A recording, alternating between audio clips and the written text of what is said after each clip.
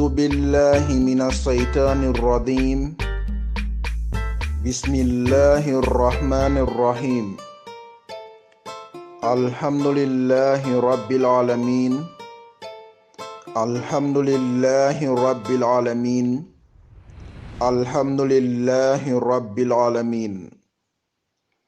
Nga ala subhanahu wa ta'ala tentu min jarta tentu la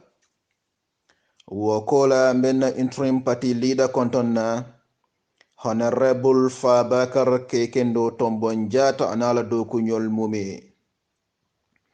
mbe APRC dingol kontonna milbe Gambia anin Gambia e bantala banko dinkendolu banko kanunte dingolu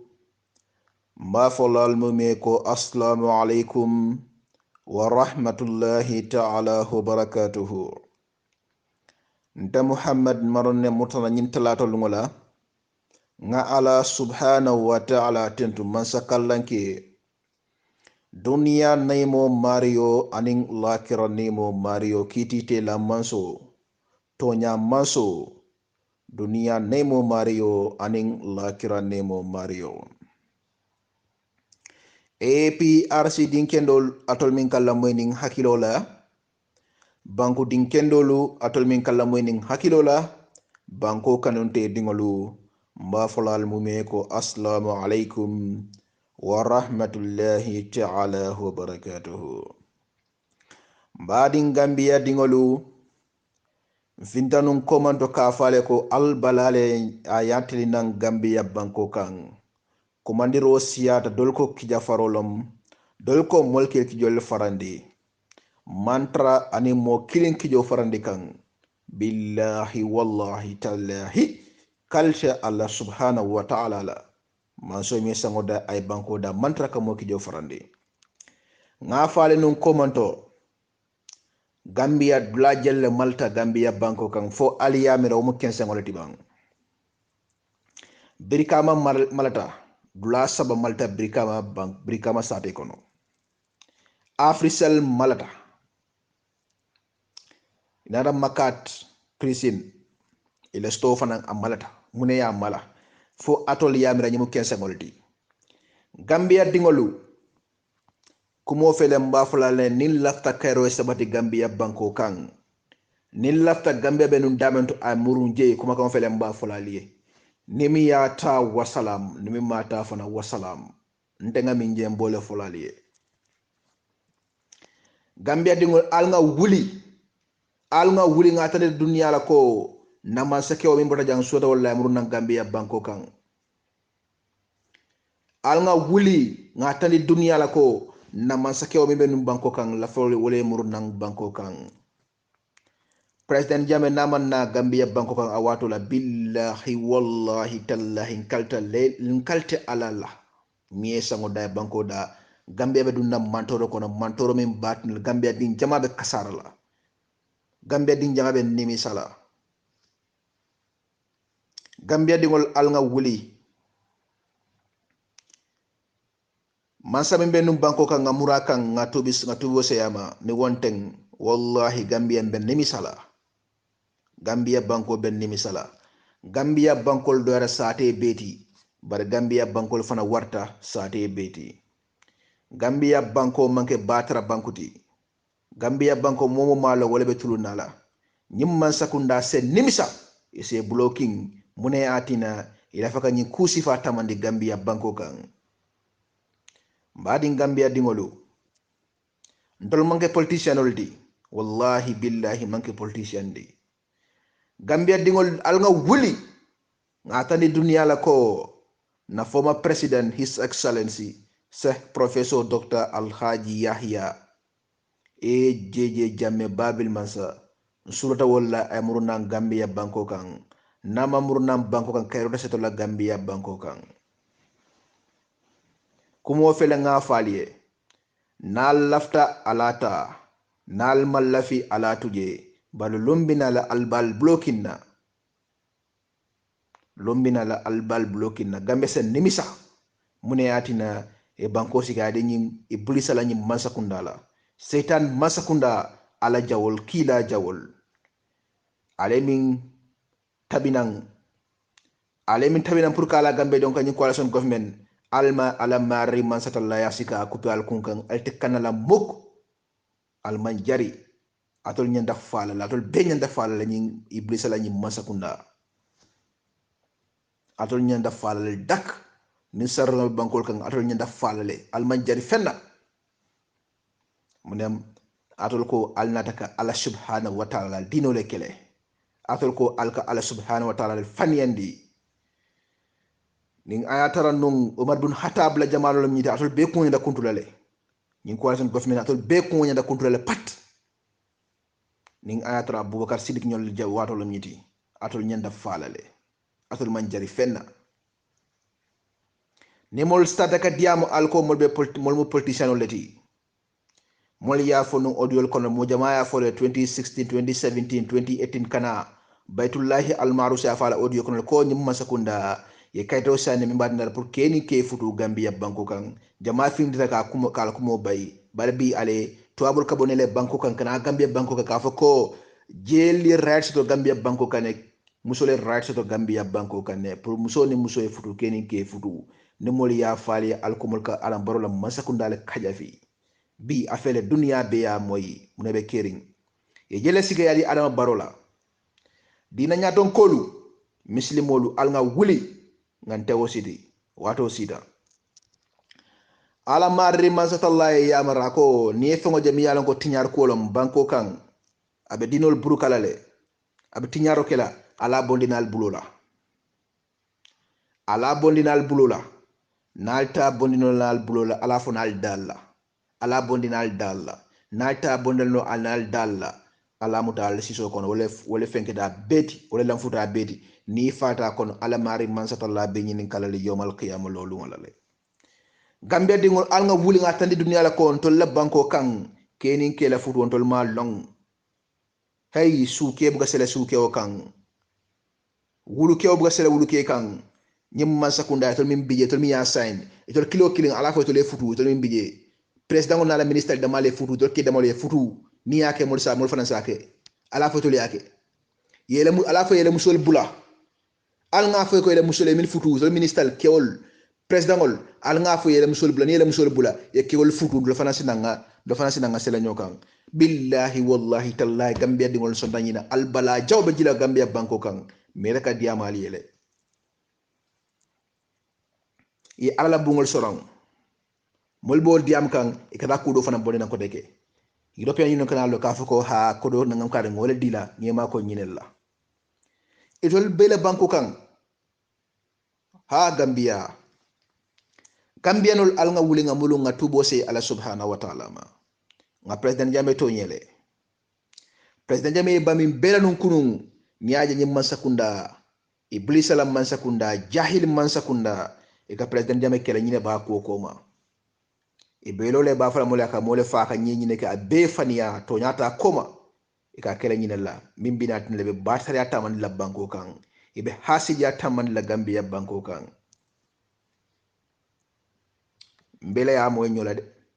fonni mi mom pare ka tonya fonni min pare min pataka hasidi yake mobe ya jele de ya bondi television to mobe ba tuwabo be siri ko jeel muso ni muso wal nyanda ka rights to gambia banko kanne wole futu kenin ke futu banko ka wole rights to le abe constitution kono gambia dingol ni mol diam tali alko mol kanyi masakunda ka jafile ale ko bela APRC kan nkale ko ala mari mansata lalabe ke loke kan APRC ye ala mari mansata lalabe loring his excellency Sheikh Professor Dr. Al-Haji Yahya AJJ Jammeh President Jammeh la bo banko kan manke Gambia banko la kairoti Gambia dingol al nga son tonya la al nga wuli nga President Jammeh diman ay muru nang Gambia banko kan nieni fo modole ka fole ko nyimbe politique diam wala mantra politique diam la nin lafta kayro e muru nang gambia banko kan kalti ala mari man satallala nin lafta kayro e muru nang gambia banko kan al nga murung ngatani dunya la ko namma sake o min botani banko kan la sura wallahi muru nang banko kan wallahi billahi ta'ala no keda Gambia ben fongo sotolale Gambia be damento abe banko be jara kan hakili mal kadi ama tolle de natam dañi na Gambia banko be duna kasaro kono natam dañi na Gambia be duna kasaro kono ifele iba campagne la hay yahud ni nasara le alon ko ni e million dila alon ko kule ba ko man nane ka dila alon ko ni nasara ni e tambindi e ka million dila alon ko kule ba ko ma to abota la ko dila 15 ane to amuso abe bantala ala fa pour yaje ala fa ala abe noma a million dila ama alon ko million ma dila 15 nin tuba ba alon ko ate abe futuru tuba ke omiye anaba kafuno a jarta le ite mofingo ola ite mofingo a jarta le ayejo kodola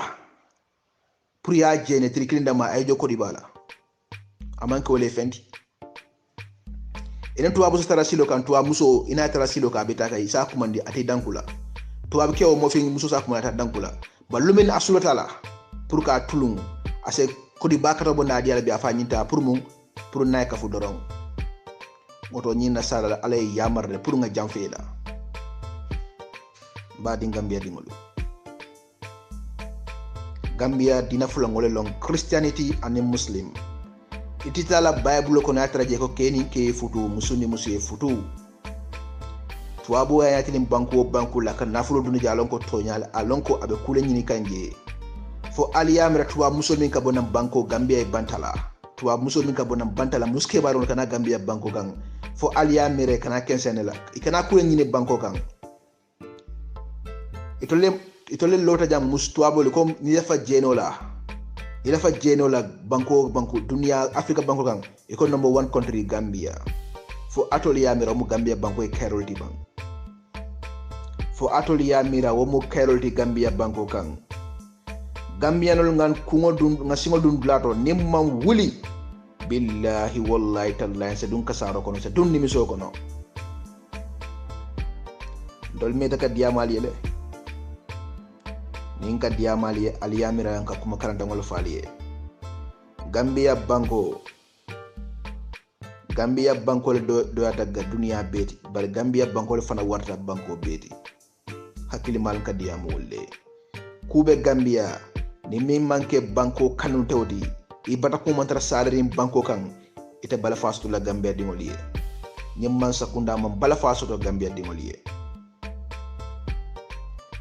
afele wato fele asida Gambia dingol be nga finti nga wuli nga tandi dunia la ko dolla nyim banko kenin ke futu wo malong mansa nata la ko 3 years alfa banko dingoliye banku din jawol dol fana finti ko ha al nga finti an be nga finti nga kele a 3 years le famoliye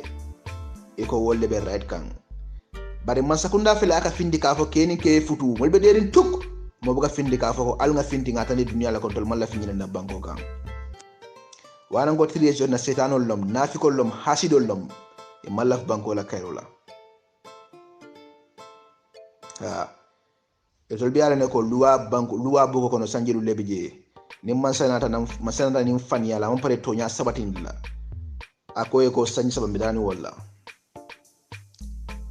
manse ofo wato nyi sida kare jila ako bukola luwa ko sanjilulu atol be ko constitution no ngatamani wala Gambia di mal ko fode Gambia la luwa ko ten Gambia luwa la ko sanjilulu o sanjilulu mansi ako abitamani wala alanga si sanjilulu ngo fana batu ngajibe na sida nganda nga carte fay bari sanyi sabo sida alko ha nga finti by force IG al findita bari mune atina ni masako al nga jamngol sorom munala dolte gulla ko de nga fe ko atakela dol misri mo leti chojo le sorom dol christian de sonnala ngambangala ako keni ke futu musuni musu futu fana mawuli ka fintala mederin duk fo atol yamira ala mari masalla be sinola ala be albalaji le banko kan sadatala billahi wallahi tallahi sadatala gambe no manto as dan jawbe shala banko kan dulbe janila molbe nimisala be torole molbe nimisala nafulo la momo yala nafulo dum ni masakunda ko be nimisala le al ngata alman fendi fulo de Dr. Samate atol nalka diamu aliyamira alka diamu hakilintangol leba mol metal folali yele corona mantara Gambia banko kan alka lol alka fani alfo Gambia dingol Gambia dingol al Dr. Samate la kuma kan ngol la moyi corona la kodo ka min kitore na mol kata ka kele ifongol la muna fengol leti ifongol la hajo leti faniyale bije corona maso da banko kan faniya niyalo to nyale to nya ne faniya ne kafolo ni faniyala to nya ba janjannale dol ka fen fon faale abenin alate abenin ala subhanahu wa ta'ala tema ni mol diam ta jang alko ike fanke moro leti ike fanke mole woli baleti ha ni mutinya raleti alfata molla ni atra to yalon ko ni fondin kelbe wulale nun ka Gambia banko defend alkamin ki altakela alhamdulillah billahi wallahi tallahi nali yalon ko nun ala mari masala baytullahi bondal nenum abe Muhammad Baro bondal nun abe jamme jilan ko bondal nen abe jibakulo bondal nen ana nyon jamal altani manya kela nun wanan kale control nata na missionullah lomina aliya announce ko do banko kanne mfintale ngan kal ala lanko amasoto Gambia banko kan dolka audio bonde alka fonke mo le diam la ma fel long docteur yakota ali dey ni mu to nyalti o mo kilo kana findi ka fo mo le ko ha ntolle nga fo nun ha ko ngoma sale horoma man sale ko makan wala woti o mun nafiki ya ko mo ledi batu life findi ta ko diam jame jilan ko finda ko diam jiba kulo ya ko diam iko ntol malon kamin fo ha ntol malon kamin fo bari ndol ka fa benning ala subhanahu wa ta'ala tema Dr. Samate ana fulo be albe ba kalamtale albe ya kalamtale adan barobe sino lade mumuna tek ya bi wala mumuna ya bi bari abel alben ni misala munatina atul natan kan tinyaro ke banko kan ka fania fo Gambia dingoli ale campagne ko ni fania la albe continue ga fania fo Gambia dingoli to nyalle babon law siraw kan altanya be jawiya la be sangarla altanya be jawiya la be sangarla billahi wallahi taala be sangarla Gambia dum ala subhanahu wa ta'ala to nyele Mohamed Sabale ite ñon nafiko te kering ite ñon nafiko di former secretary general ntella fele en jabi ning aya taro ite ko ala mari masatallamu kilinedi ite lata ko to nyam masamu ala leti ilata ko be muruna ala mari masatalla kan ite ning ala temola president jamela masaya kono tinyaro ni kete yefenki jele ite email flele be bul nu Gambia banko kan etere ka Gambia information mo ka janjandi kata bantala panderi mbagnoli pour ka president jamela masakunda bruka la fele njabite Mohamed Sabale nafiko tama sero matoleti iko kallo ka Dr. Samate iko ka kaja file ko ay resign ha wal koraptale ite minke masak ite minke ka banko murundi ko ma alu fana fa moliye e be sirunu dara sinu Fatu Network inu Umar Wali ya funu je iko kabrin president jamme katanu so sutola ay fengol kine de kanne pour que aras jongulas ndeba fole ko ilo kuma kan tonyata koma because the commander of the jongulas inal ko dabna kriño balale ni kada patrol suudo ka bewo dulato yolo use as a weapon iko hawol nada pour que tel aras Umar Wali fana lota aka fania fo ako tonyalom yaya jamelewol kine de kam pour que tel aras nin jongulas parta que tel aras num ite escape la the operation commander of the jongulas abe mutala tap ite kanalama eni mo mina ko dabe nakri nyobala ni kada patrol ka si woldo ikatalo lori woldo ikatalo eko president jamele wolkina pour que te aras Mohamed Sabale ibeni misalale e manke tonya modi njabi ngam fo ma ijabi ning ataraita ko Allah subhanahu wa ta'ala mu kilinati ilata ko mansab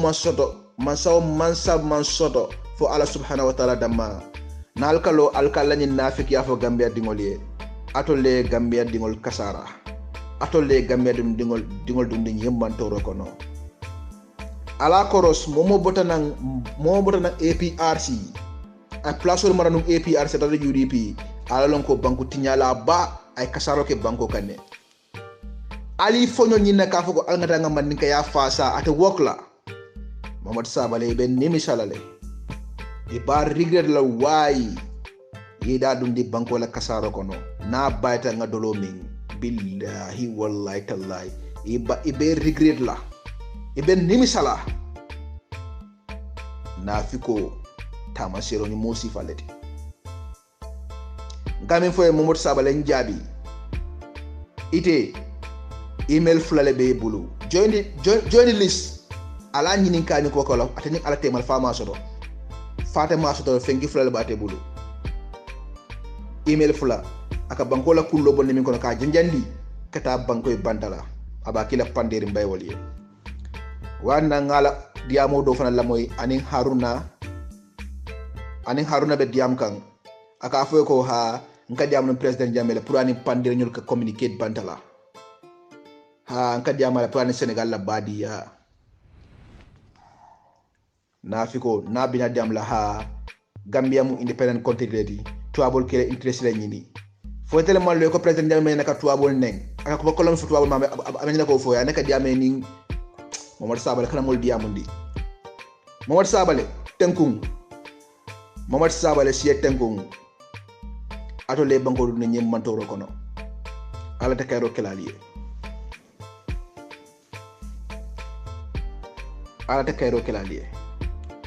itele mallo ka foko nga ala mari masatalla dal minawo kele pour nga do ko ke state house kono Mamad Sabally njabi itele fana mallo ka foko nani kala mba use lale ka president damage kala masakunda damage Mamad Sabally tenkung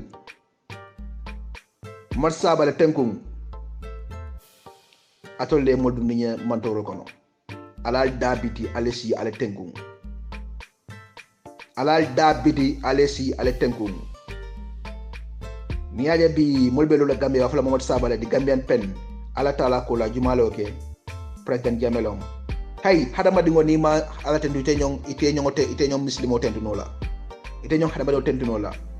al sen ni misal bal bloki nawte bayla muk billahi wallahi tallahi almul dahandi kada si dawda ha di den secretary la ka diama ka min foten abe fanya to nyata koma banko la tinyay dabi jere banko la kasaro dabi jere akalam tale o dal tenko aka mul so bondi ato lay banko burundi koma fal kamalo ta ko information ka bunno state house le ya jame watula juma la ka information ki yali ite Mamad Sabally data ko okol kon juma le ka bonino state house ka ki president be dawda mol kalna be da mafungola pande mbay ba fala mole teng slogans karfa bonya na la molu ale mol kasara ale mol toran mol diamta ale banku ding jawol ka findi ka fako ha kana mol aka kanyini mana kay maga pati yole dinga mole hasbiani konante yake kamolla banko dundi matoro kono al nga fanya fasa bula nga tonya fasa Gambia dingolu al nga fanya ka fanya fasa nga tonya fasa Gambia fila be dunkan toro kono be dunkan damendo jumale ya sabu ale president jame to nondi jang kenne al ko hawol ga sujero ki kata mul lipaka police le ki mona betama kam Gambia Republican National Guard kam la ñini marché kono Gambia Armed Forces Republican National Guard 22 le moto ñin 22 ani Gambia Armed Forces 244 al kam ñini marché kono albe mol lipala ka fe ko al marché kono alta lockdown le be keri ni masa ko andaka fanya fo ga fanya la president jame kan fo aliyamira ala be kero kelali Gambia di ngol ma wuli nga president jame di man billahi wallahi taala bi dunna man tawra bakatan kono yalo nga fale on the 15 o fanam bayta ko taki min ka bay al continue na aliyamira ko toro nyimbe lala mo kiningala kan al ngata Gambia be mbeseni misa amake APRC amake UDP amake PPP amake YMC ñin toro la mol kam billahi wallahi taala bebe nimi salale momo be Gambia banko kan albe sila ka fa na wato mansi albe ko kelen dumala fo aliya mira ni toro president nyamela ni na baliya naka si bantala naliya mira ko abe mo kila toro la gambia dingo be abe bel toro la billahi wallahi tallahi mo be gambia albala naka jinan ata jibela APRC le banko doku UDP la tora mbe mbabo ya UDP da malakan aba bolam bele kan tu mo be gambia banko kan kamin fale Allah subhanahu wa ta'ala be sedi yari ngala gambia dingol ana findi nga tubo si alama ala bo nafiki yala ngato nya sabati ndi banko kan na bita fala moy ko hay na wato ma si follow banko la kero be president jamele bala billahi wallahi tallahi president na wulta e ko gina poti na gambia banko ni mol bitale jira jawbe fin la banko kan banko aba marala banko chawa bulu ay banko soronde racc aba bulu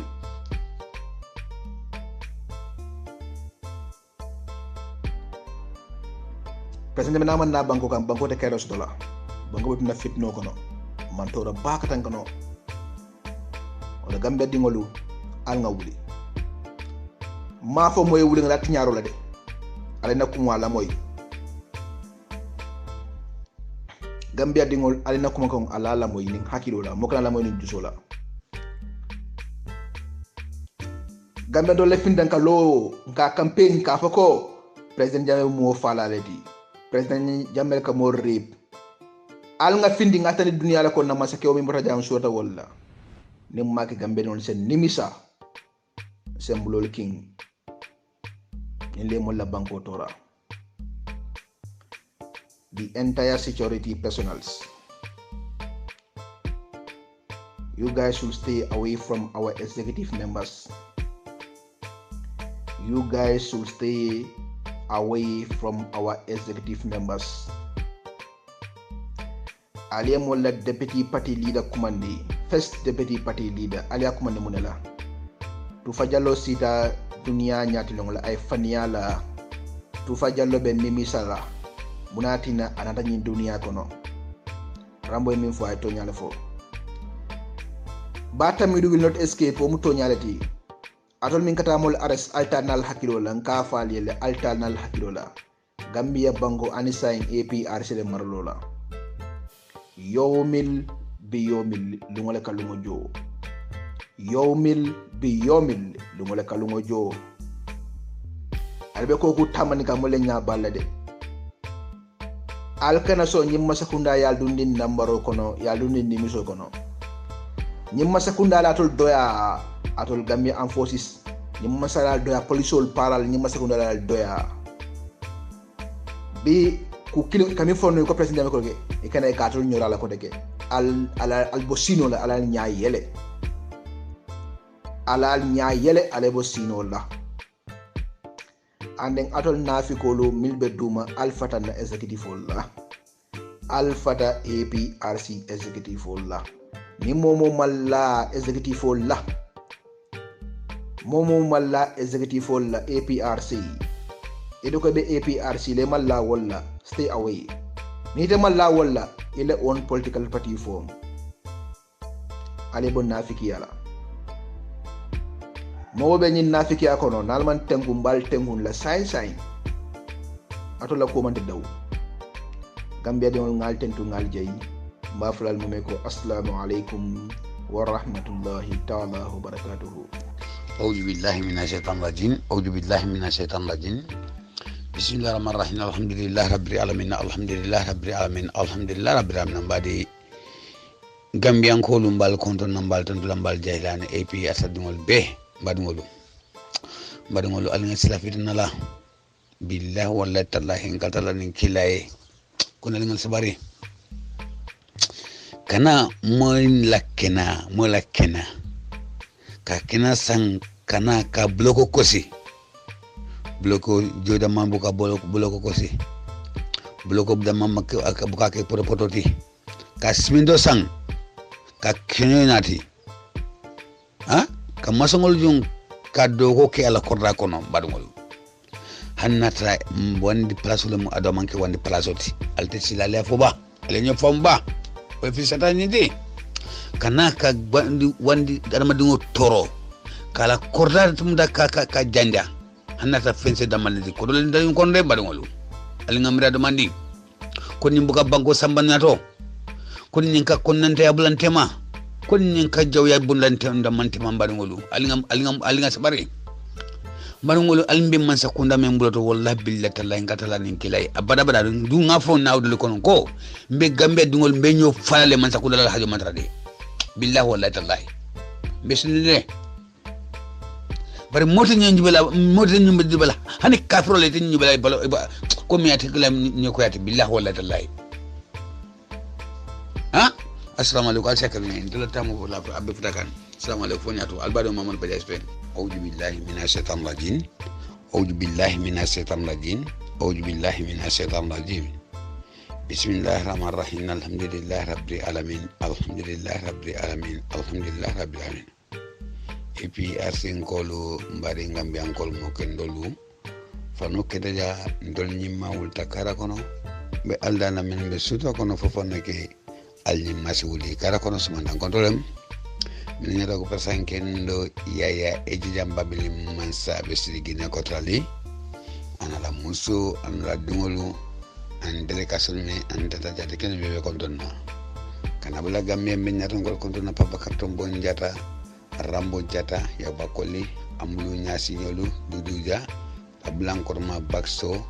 anna extra folu kansilolu chamanolu deputolu katabula na mobistalo belemu kana blankorma alhaji bajo ko dukule pamadu suso